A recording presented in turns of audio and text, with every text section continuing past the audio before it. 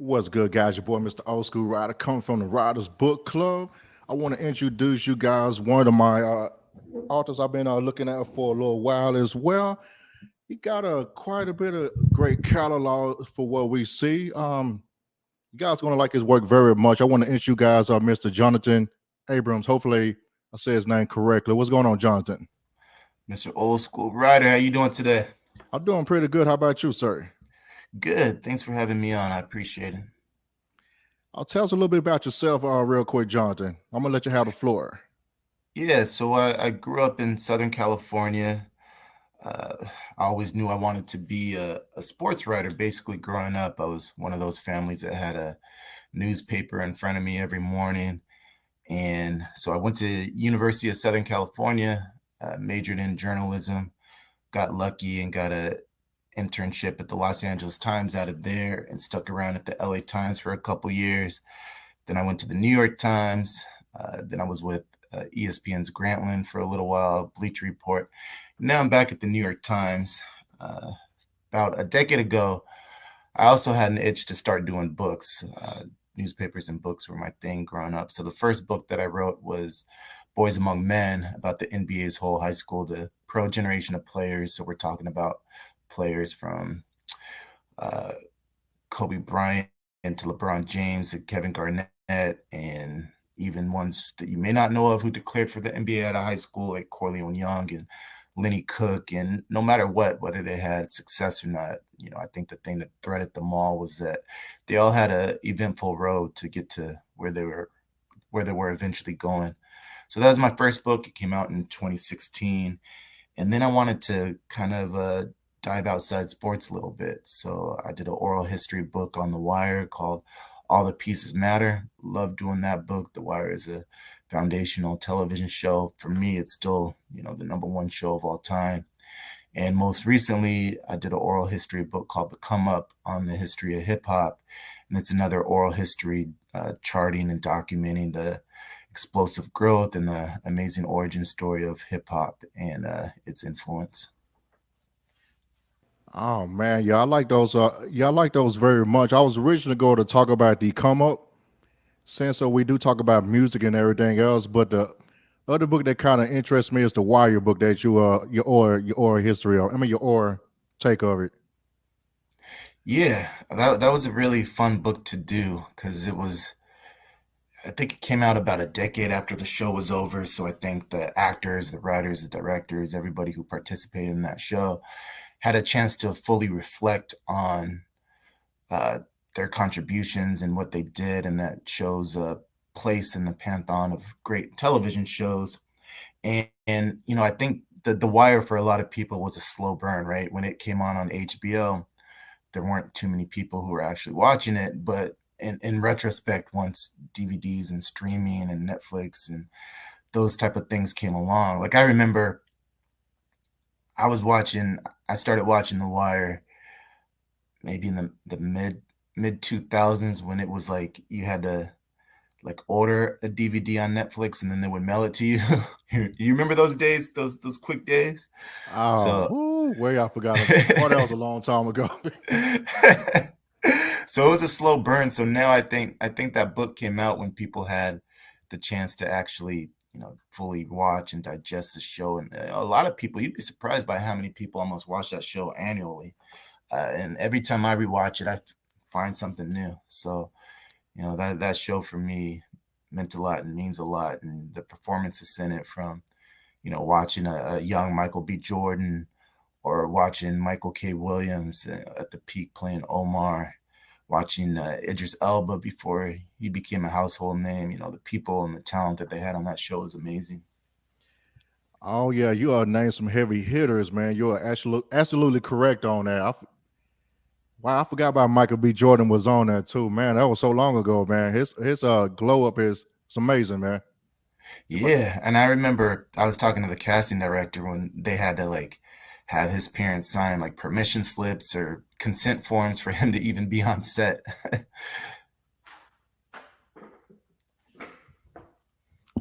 yes, sir, you're right about that. Damn permission slip. Well, he was a young guy, very young. Okay. Yeah. So how long Now did it he's take you to? Oh, I'm sorry, I didn't mean to cut you no, I off. was just gonna say now he's hanging out in Wakanda and he's a Apollo Creed's son. Yeah, that's the part that kind of tripped me out a little bit. I'm like, I mean, I know the story of Paulo Creed. It wasn't told like it would need to be told. It wasn't about him. It was about Rocky. I always felt he Mhm. should have always had his own movie, but I think it was going to be, his son or whatever. I didn't think that was going to go that far like that. Yeah, but I've liked them, and I've liked Michael B. Jordan in them. I'm looking forward to the new one with Jonathan Majors. Oh yeah, that's going to be hard right there. So how long did it take you to write this particular book about the Wire? The Wire probably took a couple years. Um, Whenever you're doing a book, you know that it's going to be a lengthy process. That's why every book I've written, I've been really passionate about because there's going to be days and probably weeks or months when you're fed up with it and you just want to put everything to the side, right? And you're cursing yourself for ever having the idea about it. But I think it's that passion for a project that pulls you through those down days. So was it something that you wrote straight 2 years, or you wrote a little bit of here and you wrote a little bit of there? I think I think the process is that you just like my mentality is just trying to move forward a little bit every day and do what I can every day.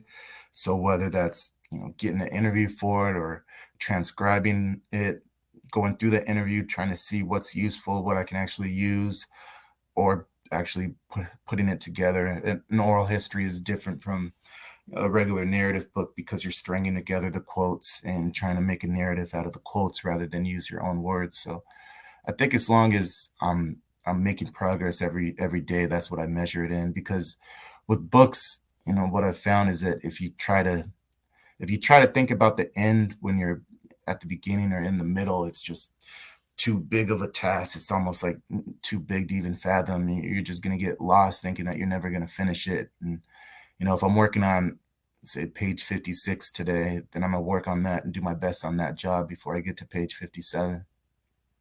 Oh, so you basically craft a book of one page at a time or one storyline at Yeah, a time. yeah, you really have to because it's stacking it up. It's a cliche to say it's a marathon, not a sprint, but in this case, it really is. Oh yeah. So 2 years. What about the other book, the come up? That was a little bit of a bigger haul just because the Wire was one TV show. This was a trying to no book can fully encompass all of hip hop under its umbrella, but give I try to give justice to a lot of different regions, a lot of different subgenres, a lot of different names. So that one took close to 4 years. Okay. All right, that'll work right there, man. I mean, the books that you have, man, you actually put your thought into them. You didn't just go out there and just start. I'm gonna write about this subject. I might copy and paste or maybe reword it. You actually done the research. Got your quotes and everything, and put a great product out there, and it pretty much Uh, pays. Pretty much a classic, man. And in the book world, I mean, a I lot of people like it. trust me, man. I appreciate that. Like especially with the come up, hip hop means so much to me, and I know it means so many different people, and so I really wanted to do it justice, and especially with some of the pioneers that I talked to. I mean, we're coming up on we're celebrating the 50-year anniversary of hip hop, and unlike a lot of musical genres, this genre still has a lot of the pioneers and the architects and the bricklayers among us, and I really wanted to give justice to their stories. So I was really fortunate. I talked to Duke Booty, who wrote and composed a lot of the message before he passed, or talking to MC Shot Rock, who's one of the first female MCs, and just being able to do their stories justice meant a lot to me. Oh yeah, so you have some of the unsung heroes in the particular book. Some people you might they paid the way in the past. A lot of times people pretty much kind of forget about the pioneers. A lot of times they want to focus on the newer folks, or maybe some of the other people may have like a bigger name, of course. Yeah, and The way I consider it is that it's almost like the old ABA, right? When a lot of those stars in the 60s and 70s paved the way for what the NBA is today, for them to land those huge, multi-million dollar contracts, and they weren't able to reap the benefits of the foundation that they laid. It's very, very similar in hip hop, where it's this multi-billion dollar or probably trillion dollar industry at this point, and those pioneers, a lot of them weren't able to reap the benefits of the road that they paved. Yeah, some of them have like a tough role, especially like back in the day. A lot of times when you was rapping, I mean, most of the time people had to get a job or had to do something to make the ends meet. I mean, some people got in trouble; they was out of here for a while, and some people just never made it monetarily, but they was able to use their art to do other stuff eventually. Yeah, and you think about hip hop when it was being developed and born, and the people who invented hip hop, they invented it amid decay and desolation, and school programs were being cut, and they had almost nothing to their name in the Bronx, and they invented hip hop almost as this vessel for self-esteem and something to give themselves an art form and something to do. They had no idea that it was gonna blossom into this you know genre culture that permeates every strand of not just America, but globally. At this point, they were looking for something to uplift themselves. Yeah, basically with the rap and hip hop, it was supposed to be in a genre that wasn't supposed to be here that long, maybe like 10 years, maybe. Yeah, it was a fad. They most definitely call it a fad back then. I'm 42 myself. I remember those days. Yeah, it was a they didn't play music, right? It was a fad. They just took stuff from the music that came before them, and they were talking. They weren't singing. And when some people kind of figure out you can actually monetize and use it for other stuff, that's pretty much when it kind of got diluted. It got pretty much got do like diluted.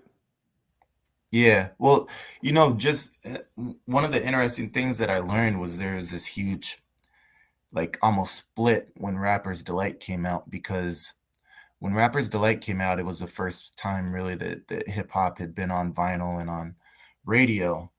And nobody who had been doing hip hop for the 4 or 5 years that it was, developing before that had heard of Sugar Hill Gang, because it was a group that was conceived by Sylvia Robinson just to make this record. So they weren't, performing in New York City or anything or anywhere.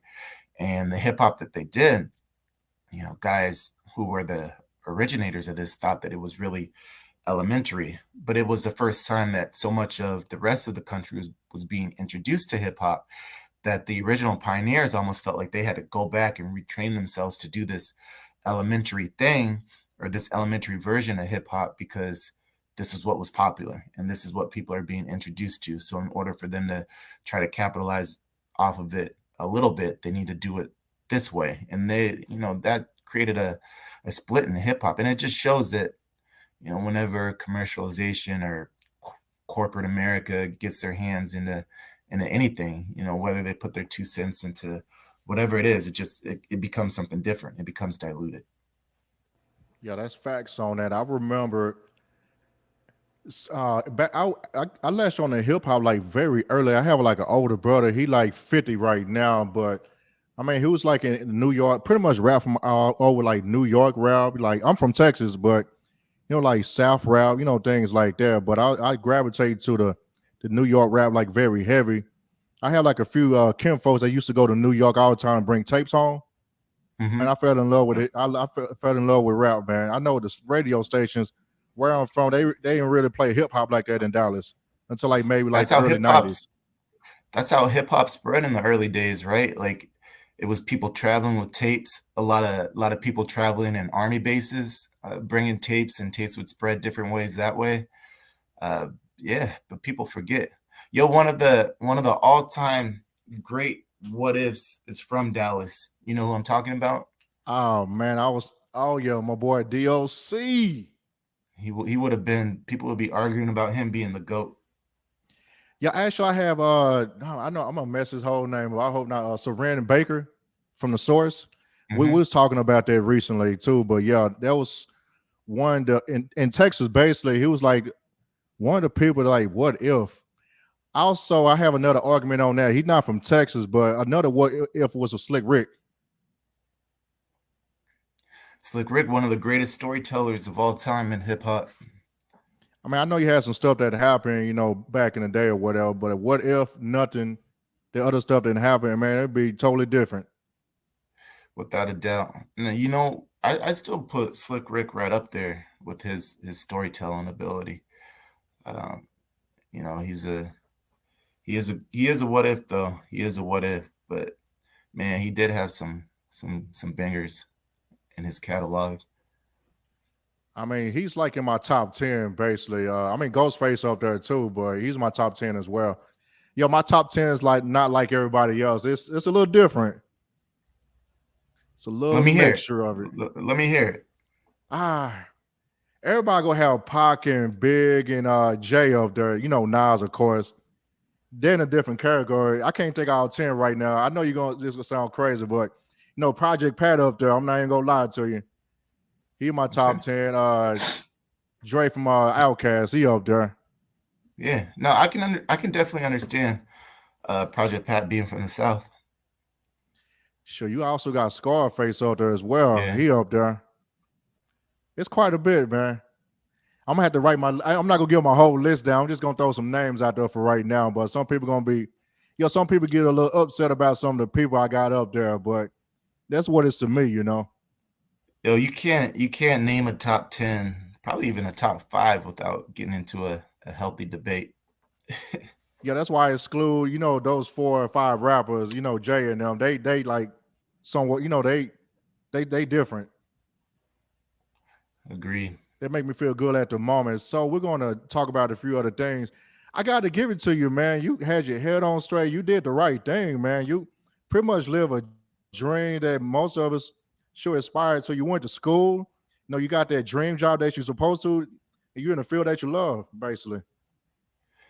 I mean, I don't discount how a lot of it is luck and timing and having people who have opened doors for me along the way. I've had a lot of good mentors in my life, being able to help steer me, especially earlier in my career. Now that I'm hitting 40, I try to be a mentor for kids coming up. But that's the way it should be, right? You have people helping you up on the way, and then you help people on their own journey. Man, you're an inspiration, man. I got to give it to you on that, man. I mean, I haven't heard nothing crazy about you. You just did the right thing at the right time. I know you're gonna have Yeah. people open doors here and there, but you took those opportunities to make something happen. You ain't just like, man, I'm gonna wait on that later. It'll be there. You just went ahead and walked in the door. Man, I definitely certainly appreciate that. Uh, but yeah, like I said, nothing. I don't care who you are or where you are or what your job is. Nothing is just on you. Um, a lot of it is luck. A lot of it is mentorship. People having trust and faith, and taking that leap of faith in you in your career and become invested in your development. And there's a lot of Black journalists who I can say did that for me, and I'm forever grateful. That shout out to the brothers in the journalism world, of course. Y'all doing your thing as well, man. I like that. That's good that they put you underneath their wing a little bit. Okay, that'll work right there. So we're gonna talk about some other stuff. So what can we find your books at and your merch? Yeah, you can find my books, hopefully at wherever books are sold, Barnes and Noble. You can go to Amazon, just type in The Come Up or Boys Among Men or All the Pieces Matter. Pop up right there, get you some Amazon Prime, get it to you quickly, and you'll be reading in no time at all. I'm trying to tell you, man, it get you like in a day or two, man. If you're lucky, you might find it I mean, you'll get it Yo, I yo, mean, it's locally really, but yeah, you can get it anywhere, man. yesterday I ordered a book on Amazon and it came the same day. Like Oh, they're that's getting faster crazy. and faster. My goodness, man. Yeah, we're getting close to the end of this. We're going to ask a few other questions on this. So, what would you is suggest for somebody want to get into the field that you're doing right now, or something like that? Maybe Yeah. writing a book.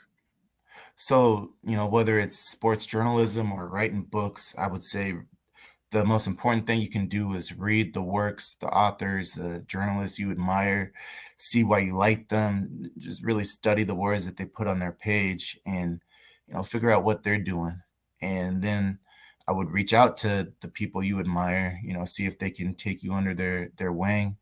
Um, and, don't, w- w- I'll be honest, as a black man, one of the things that really I struggled with earlier in my career was being a black person in these spaces and wondering, being one of the only ones, wondering if I belong. So one of my main pieces of advice would be once you break down those barriers and get in those doors, don't question whether you belong because other people aren't. And you made your own way. You got there with your own talents, with your own acumen. So, do you and thrive. Yeah, I know with us, we gotta be like 2, 3, 4, 5 times better than the rest. We gotta come with it. If we don't come with it, it's gonna be over just like that. Yeah. So don't question. Just do your thing. Show your talents. I mean, I done that in the past like a couple times. I question myself, like, how did I get in here? I'm like, you know what? I'm supposed to be here. Yeah. Yeah. I think that's one of the most important things that we can tell ourselves, and just don't question it. You belong there. Man, that's facts on that. So let me hold on 1 second. So what do you have coming up right now, like book wise? You have anything coming up that we need to look out for? No book wise as of now, I wanted to purposely take a couple months off after this last book because I've been back to back on books and really try to figure out the next subject because like I said, like it has to be something that I'm passionate about that I can give my all into. So yeah, if you have any ideas, let me know. But other than that, I am still writing sports at the New York Times and enjoying that. Oh yeah, that's somebody else's dream job as well. You worked at you was in California now, New York, man. You did that, and also you went to USC, man. That's not an easy school to get into, man. You did the work. Y- Yo, now I doubt I would have gotten into there. Hey, you got in, man. You're a Trojan. Fight on. Sure. What are your final thoughts at this time, Jonathan? Yeah, my final thoughts are, man, I just appreciate the opportunity to come on here and chop it up. Anytime I get a invite to be able to tell my story a little bit and hopefully, let people know about me or be able to inspire people or just, just talking with a cool cat, I appreciate it. Oh man, I do what I do, man. I just want to make sure they get a little taste, what we who you are and everything. They don't see you too often. I used to see you back in the day, but they don't see you like that no more. You behind the scenes right now, behind the pen. But other than that, you can find me, Mr. Old School Rider, at IG and also YouTube at the same name. Riders Book Club the same as well. And Mr. Jonathan Abrams. We're gonna chop it up for a couple minutes before we go. But other than that, we're over and out. And hang on 1 second, John. Let me end this.